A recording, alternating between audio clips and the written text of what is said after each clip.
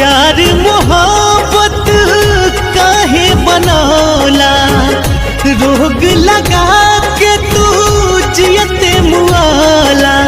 हो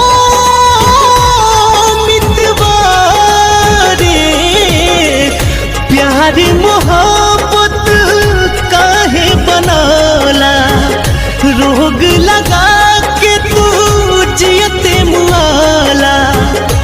दिल लागे नहीं यार के दीदार बिना, हो दिल लागे नहीं यार के दीदार बिना। जिए नहीं पाइब रब्बा प्यार के बिना, जिए नहीं पाइब रब्बा प्यार के बिना।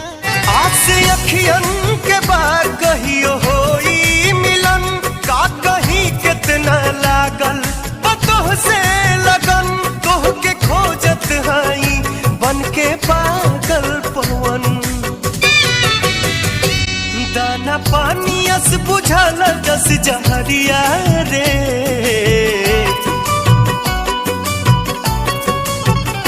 दाना पानी अस बुझाला जस जहरिया रे। आफत में परान हो गइल, लोर अखिया से बहे जैसे दरिया रे। जिंदगिया बेजान हो, ऐना के जैसे सपना हो गइल चूर हो। दिल में रहे वाला बाटे अखिया से दूर हो। हमारा है क्या यार, हम हैं दीवाने, हमारी तड़प तो कोई भी न जाने। उड़ जाला नींदिया रहेला न चैना हो, उड़ जाला नींदिया। सावन भदौआ नियन बरसेला नैना हो, सावन भदौआ नियन बरसेला नैना हो।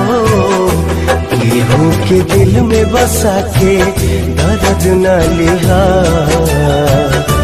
केहू के दिल में बसा के दर्द न लिहा। प्यार के करो से मन ले जे होखे तुहके अपन तकदीर हो।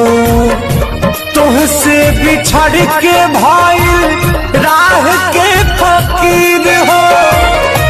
दुनिया के पत्थरों पे परत कैसे देखे लो, दुनिया के पत्थरों पे परत कैसे देखे लो।